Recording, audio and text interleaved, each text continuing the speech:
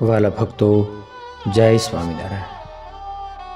વાલા ભક્તો, આજે આપણે શિક્ષાપત્રી મહિમા દર્શન કરીશું. શિક્ષાપત્રી એટલે શું? તો શિક્ષાપત્રી એટલે શ્રીહરિની પરાવાણી, અને એ જ પરાવાણી એટલે શિક્ષાપત્રી. આ શિક્ષાપત્રીને વસંત પંચમીના શુભ દિને સ્વયં ભગવાન સ્વામિનારાયણે લખેલ આ મહાન ગ્રંથરાજ. તો ચાલો આપણે શિક્ષાપત્રી વિશે જોઈએ. શિક્ષાપત્રી એટલે એનો અર્થ શું થાય? તો શિક્ષા એટલે હિતનો ઉપદેશ, અને પત્રી એટલે પોતાનો અભિપ્રાય જેનાથી અન્ય સ્થળે પહોંચાડી શકાય તે સાધન. અર્થાત શિક્ષાપત્રી એટલે હિતનો ઉપદેશ આપતો પત્ર અર્થાત લેખ. મનુષ્યોએ પોતાનું જીવન કેવી રીતે જીવવું તેનો માર્ગ દેખાડી આપતું અણમોલ શાસ્ત્ર. આ શિક્ષાપત્રીના 212 શ્લોકમાં હિન્દુસ્તાનના ફોજદારી કાયદાની 511 કલમોનો સમાવેશ થઈ જાય છે. જે માણસ આ શિક્ષાપત્રી મુજબ બને તે ઇન્ડિયન પિનલ કોડની કોઈ કલમનો ભંગ કરતો નથી. 212 શ્લોકમાં તો સર્વાવતારી શ્રી સ્વામિનારાયણ ભગવાને ગાગરમાં સાગર ભરી દીધો છે. તેથી જ આવી અણમોલ શિક્ષાપત્રી આજે ગુજરાતમાં ગરીબોના નાના નાના ઝૂંપડાથી માંડીને વિદેશમાં પણ ઘેર ઘેર વંચાય છે. વડતાલમાં સ્વામિનારાયણ ભગવાનને 193 વર્ષ પહેલાં શિક્ષાપત્રી લખી હતી, જેમાં 360 શાસ્ત્રોનો સાર રહ્યો છે. આ શિક્ષાપત્રી બંધારણ સાથે પણ સામ્યતા ધરાવે છે, કારણ કે કાયદાની કલમો પૈકી 107થી ગુનાની કલમો શરૂ થાય છે. શિક્ષાપત્રીમાં માનવીએ કઈ રીતે જીવન જીવવું જોઈએ, કેવા દુર્ગુણોથી બચવું જોઈએ, શું કાર્ય કરવું શું ન કરવું તે વિષયે વિસ્તૃત માહિતી ભગવાન સ્વામિનારાયણે આપી છે. જો કોઈ વ્યક્તિ શિક્ષાપત્રીનું અક્ષરશઃ પાલન કરે તો તે ક્યારેય પણ કોઈ ગુનાહિત પ્રવૃત્તિ ન કરે. પરિણામે તેને ગુનાની એક પણ કલમનો સામનો કરવો નથી પડતો. આમ શિક્ષાપત્રીના નિયમો બંધારણ સાથે સામ્યતા ધરાવે છે. આર્કિમિડીઝ નામના એક વૈજ્ઞાનિકે વાત કરી કે give me A standing place and I will move the world. અર્થાત મને માત્ર એક ઊભા રહેવાની જગ્યા આપો કે જ્યાં ઊભો રહીને હું આખી દુનિયાને બદલી નાખું. ત્યારે ચિંતક ગોથેએ કહ્યું કે તું બીજા પાસે ઊભા રહેવાની જગ્યા ક્યાં માગે છે? તું તારા જીવનનો પાયો એવો મજબૂત કર તો દુનિયા આપોઆપ પરિવર્તન પામી જશે. શ્રીજી મહારાજે આ કામ કર્યું છે. જીવનનો પાયો મજબૂત બનાવવાનો માર્ગ શિક્ષાપત્રી આપીને ખુલ્લો કર્યો છે. તેથી ગુજરાતના સાક્ષર ત્રિભુવન વ્યાસના શબ્દોમાં કહીએ તો શિક્ષાપત્રી સર્વશ્રેષ્ઠ શાસ્ત્રોના દોહનરૂપ કલ્યાણની સીડી છે. તેનો ઉપલો છેડો આધ્યાત્મિક શ્રેયની સર્વોચ્ચ ભૂમિકાને લાગેલો છે, ત્યારે નીચલો છેડો છેક સામાન્ય લોકજીવનની ભૂમિકા ઉપર ઠેરવેલો છે. તે બંને છેડા વચ્ચે ઉચ્ચ આદર્શને લક્ષ્યમાં રાખીને વ્યવહાર રીતે ચડી શકાય તેવા સરળ પણ દ્રઢ પગથિયા ગોઠવેલા છે. માણસની વૃત્તિની હિંતા કેટલે અંશે વધી ગઈ છે. આ બધા જ અનિષ્ટોનું મૂળ માણસનું મન છે. આ મનનું નિયમ કરવા ભગવાન સ્વામિનારાયણે નિયમાવલી એટલે કે શિક્ષાપત્રી આપી, જેમાં દરેક વ્યક્તિને તો આવરી જ લીધી છે, પણ સાથે સાથે અમુક સામૂહિક નિયમો પણ આપ્યા છે. તેમાં અનેક પ્રશ્નોનું સુંદર સમાધાન છે. અત્યારે સમાજમાં વ્યવહારિક, આર્થિક અને આંતરિક પ્રશ્નો છે. ભગવાન સ્વામિનારાયણે શિક્ષાપત્રીમાં આના ઉપાય આપ્યા છે. એ પ્રમાણે જો અનુસરે તો આ માનસિક સંતોષ માનવીના જીવનમાં રહેતો નથી. એ પોતે પોતાના જીવનમાં પણ સુખી બને છે. ઘણા માણસો પુરુષાર્થ ખૂબ કરે છે, પણ એને કાંઈ પ્રાપ્ત થતું નથી, કારણ કે જીવનની અંદર દૂષણોના ઘણા કાણા પડી ગયા છે. સુખ બધું જ એ કાણામાંથી સ્રવી જાય છે, કશું જ રહેતું નથી. શ્રીજી મહારાજે આ છિદ્ર પૂર્યા વ્યસન છોડવા એમણે શિક્ષાપત્રીમાં આજ્ઞા કરી. શિક્ષાપત્રી શ્લોક 18માં કહ્યું છે, અને અમારા આશ્રિત જે પુરુષ સ્ત્રીઓ તેણે વ્યભિચાર ન કરવો, જુગટું અર્થાત જુગાર આદિક જે વ્યસન તેનો ત્યાગ કરવો, અને ગાંજો, ભાંગ, મફર, તમાકુ આદિ કેફ કરનાર વસ્તુ એને ખાવી પણ નહીં અને પીવી પણ નહીં. આ એક સામાન્ય નિયમ પણ માનવના જીવનમાં કેટલું સુરક્ષણ આપે છે. આજના કહેવાતા મોડર્ન યુગમાં પણ માણસ વહેમ, અંધશ્રદ્ધાની પણ નાગચૂડમાં ફસાયેલો છે. ભારતમાં જ નહીં, પશ્ચિમના એવા સુધરેલા દેશોમાં પણ અંધશ્રદ્ધા પુષ્કળ છે. શ્રીજી મહારાજે શિક્ષાપત્રી શ્લોક 85માં નિર્ભયતા બક્ષતા કહ્યું છે કે ગમે તેવો ભૂત પ્રેતાદિકનો ઉપદ્રવ થાય તો ગમે તે દેવી દેવતાનો આશ્રય ન કરવો, પણ ભગવાનના નામનો મંત્ર જાપ કરવો. આની પાછળનો શ્રીજી મહારાજનો હેતુ એ જ છે કે ભગવાનનો આશરો હશે તો એનામાં આત્મબળ હશે. એ આત્મબળે કરીને માણસ ક્યારેય પાછો નહીં પડે.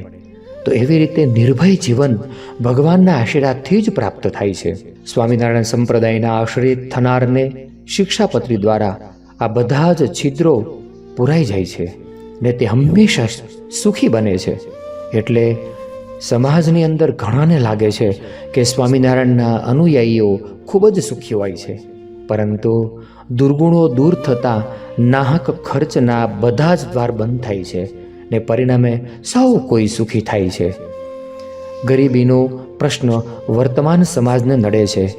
એનો ઉપાય કાર્લ માર્ક્સ વગેરે બધાએ બતાવ્યો, પણ તેના કરતાં શ્રીજી મહારાજે બતાવેલ આ શિક્ષાપત્રીના નિયમ પ્રમાણે વ્યક્તિ જો રહે તો કોઈ પણ પ્રશ્ન ના રહે. આર્થિક પ્રશ્નને હલ કરવા પણ શ્રીજી મહારાજે બહુ સુંદર વાત કરી છે. લોકમાં જેમ કહેવત છે કે જેટલી પછેડી હોય તેટલી જ સોડ તાણવી જોઈએ, તેથી વધુ પગ લાંબા ન કરવા જોઈએ. એ મુજબ મહારાજે પણ શિક્ષાપત્રીમાં આજ્ઞા કરી છે કે પોતાની આવક અનુસાર જ નિરંતર અમારા આશ્રિતોએ ખર્ચ કરવો, પણ તે ઉપરાંત ન કરવો. અને ઉપજ કરતાં જે વધારે ખર્ચ કરે છે તેને મોટું દુઃખ થાય છે. વળી આજ્ઞા આપી કે હંમેશા સારા અક્ષરે પોતે નામું લખવું. આવક અને જાવકનો ચોખ્ખો હિસાબ નજર સમક્ષ રહે તો માણસના જીવનમાં કોઈ પ્રશ્ન ઊભા ન થાય. આપણે ત્યાં સમાજમાં એક લોક કહેવત પ્રચલિત છે, જર જમીનને જોરું, 3 કજિયાના છોરું. જગતમાં તમે ગમે ત્યાં જુઓ, પૈસો, જમીન અને સ્ત્રી આ 3 બાબતો માટે જ હંમેશા ઝઘડા થતા હોય છે. જો આ 3 બાબતનો વ્યવહાર શુદ્ધ કરી લેવામાં આવે તો કોઈ દિવસ પ્રશ્ન ઉદ્ભવવાનું સ્થાન રહેતું જ નથી. શ્રીજી મહારાજે આ 3 બાબતોનો સ્પષ્ટપણે નિર્વિઘ્ન વ્યવહાર બતાવ્યો છે. એમણે કહ્યું કે પોતાનો ભાઈ હોય, મિત્ર હોય કે પિતા હોય, તેની સાથે પણ જમીન કે કોઈ પણ ધનની લેવડ દેવડનો વ્યવહાર કરવો હોય તો સાક્ષીએ સહિત લખત કર્યા વગર એ કાર્ય કરવું નહીં. ઘણા કહે છે ને કે સ્વામિનારાયણ પાકા બહુ, કારણ કે કોઈ દિવસ છેતરાવાનો પ્રસંગ જ નથી બનતો. સ્ત્રીઓ સાથેની મર્યાદા અંગે શ્રીજી મહારાજે સ્પષ્ટ વિચારો ધરાવે છે અને સ્પષ્ટ વિચારો બતાવે છે કે સ્ત્રી પુરુષ બંનેની મર્યાદા, સ્ત્રીઓએ પુરુષ સાથે કેવી રીતે વર્તવું, અને પુરુષો, સંતો, નૈષ્ઠિક બ્રહ્મચારીઓ, ગૃહસ્થ માટેના સ્ત્રી સાથેના વ્યવહાર શિક્ષાપત્રીમાં પણ સ્પષ્ટપણે આપ્યા છે. આ વ્યવહારમાં માણસ બેધ્યાન થઈ જાય તેના જીવનમાં કલંક લાગે છે ને અધોગતિને પંથે જાય છે. મન વિકૃત થાય છે, તેની સાથે ઘણા દૂષણો પેસે છે. એટલા માટે મંદિરોમાં પણ સ્ત્રી અને પુરુષ એ બંનેના માર્ગ નિરાળા કર્યા. નન્હાલાલ કવિ પણ કહે છે કે શ્રીજી મહારાજના જે મંદિરો છે તે આંતર અને બાહ્ય બંને શુદ્ધિના જ મંદિરો છે. વસ્ત્ર પરિધાન જેવી સાવ નાની જણાતી બાબતમાં પણ શ્રીજી મહારાજે ખાસ સૂચના કરી છે. જે વસ્ત્ર પહેરે થકે પોતાના અંગ દેખાય તેવું જે ભૂંડું વસ્ત્ર તે અમારા સત્સંગી સ્ત્રીઓએ કદાપી ન પહેરવું. આજકાલ તો જાત જાતની અને ભાત ભાતની ફેશન નીકળી છે. આપણને જોનારને વિકાર જન્મે તેવી ફેશનોથી દૂર રહેવાનો અહીં નિર્દેશ છે. શિક્ષાપત્રીમાં શ્રીજી મહારાજે માંસાહાર સામે પણ લાલ બત્તી ધરી છે. એમણે કહ્યું કે ન ભક્ષમ સર્વથા માંસમ યજ્ઞ શિષ્ટમપી કંચિત, અર્થાત દેવતાને ધરાવેલું પ્રસાદીભૂત માંસ હોય તે પણ ખાવું ન જોઈએ, અને ઔષધની અંદર પણ દારૂ અને માંસ બંનેનો નિષેધ કરેલો છે. જેમ ગુજરાતીમાં કહેવત છે કે અન્ન તેવો ઓડકાર. વિકૃત આહારથી મનની અંદર હંમેશા વિકૃતિ આવે જ, તેનાથી મનોવિકાર ઉત્પન્ન થવાના જ. એટલે તો શ્રીજી મહારાજે હિંસક વૃત્તિ સામે લાલ બત્તી ધરીને કહ્યું છે કે યજ્ઞની અંદર પણ હિંસા ન કરવી. જોકે આ જમાનામાં યજ્ઞો ઘણા ઓછા થઈ ગયા, તેમ છતાં હજુ પણ નરબલી, પશુબલી જેવા યજ્ઞો પણ થતા રહે છે. આમ શ્રીજી મહારાજે એ જમાનામાં પણ આ નિયમ આપીને એ હિંસા થતી અટકાવી અને હિંસક વૃત્તિથી નાના નાના જૂ, ચાંચડ, માંકડ જેવા સામાન્ય જંતુઓની હિંસા કરવાની પણ ના પાડી છે. વળી સૂક્ષ્મ હિંસા પણ ન કરવા સુધી તેમણે આજ્ઞા આપી છે. તેઓ કહે છે કે સ્વપરદ્રોહ જનનમ સત્યમ ભાષ્યમ ન કરહિ ચિત્ત, અર્થાત કોઈને દુઃખ લાગે એવું સત્ય પણ ક્યારેય ન બોલવું. કોઈના અંતરમાં પીડા થાય એવી વાણી આપણા મુખમાંથી કદી ન નીકળે. દ્રષ્ટા શિવલયાદિની દેવાગારિની વર્મન્યી પ્રણમ્યતાની તદદેવ દર્શનમ કાર્યમાદરાત, અર્થાત અને માર્ગને વિશે ચાલતે શિવાલયાદિક જે દેવ મંદિર આવે તેને જોઈને તેને નમસ્કાર કરવો અને આદર થકી તે દેવનું દર્શન કરવું. શિક્ષાપત્રી શ્લોક 23. શ્રીજી મહારાજે તો પોતે પંચ દેવતાઓને પણ માન્ય કર્યા છે ને શિખરબદ્ધ મંદિરોમાં એમને પધરાવ્યા પણ છે. આમ દરેક ધર્મ સંપ્રદાયની સહિષ્ણુતા ભાવના પોતે વધારી છે. સામાન્ય મનુષ્યના દૈનિક જીવનની શુદ્ધિ પણ શ્રીજી મહારાજે શિક્ષાપત્રીમાં વણી લીધી છે. આરોગ્ય અંગે એમણે જણાવ્યું છે કે જાહેર સ્થાનો અર્થાત બાગ, મંદિર, નદી કાંઠા વગેરેમાં જ્યાં ત્યાં મળમૂત્ર ન કરવું જોઈએ તથા થૂકવું પણ નહીં. જળ, દૂધ વગેરે પ્રવાહી ગાળીને ઉપયોગમાં લેવા જોઈએ. વહેલા ઉઠવું, એક જ સ્થળે દાતણ કરવું, નિત્ય સ્નાન કરીને ધોયેલું વસ્ત્ર પવિત્રપણે પહેરવું ને ભગવાનની પૂજા અર્ચના કરીને જ બીજા વ્યવહારિક કાર્યો કરવા જોઈએ.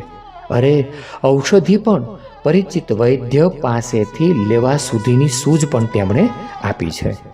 વસંત ઋતુમાં લખાયેલી આ શિક્ષાપત્રીના આવા પગથિયા ચડવાથી, તે પ્રમાણે વર્તવાથી જીવનમાં સદૈવ વસંત કાળ જ રહે છે. અર્થાત હે વાલા ભક્તજનો, તે પ્રમાણે વર્તવાથી જીવનમાં સદૈવ વસંત કાળ રહે છે. જીવન પાંગરેલું અને મહેકતું રહે છે, જેની સૌરભ વ્યક્તિગત રીતે તેમજ સમાજમાં પણ પ્રસરે છે. આપણે પણ તેની સૌરભ પ્રસરાવવી જોઈએ. કવિવર નન્હાલાલ તો કહે છે કે કાદવ કર્દમ બનતા જીવનને, આ સંસારને, અંતરને નિર્મળ કરતી નિર્મળીને શોધનારે શિક્ષાપત્રી સેવવા વિચારવાની છે. શિક્ષાપત્રી એટલે વ્યવહારને, સંસારને પરિશુદ્ધતી નિત્ય નિયમાવલી. જો આ દેશના લોકો શિક્ષાપત્રીની આજ્ઞાઓનું પાલન કરે તો દેશમાં ફોજદારી કાયદો, પોલીસ અને અદાલતોની ઓછામાં ઓછી જરૂર પડે, આવું સરદાર વલ્લભભાઈ પટેલ પણ કહેતા.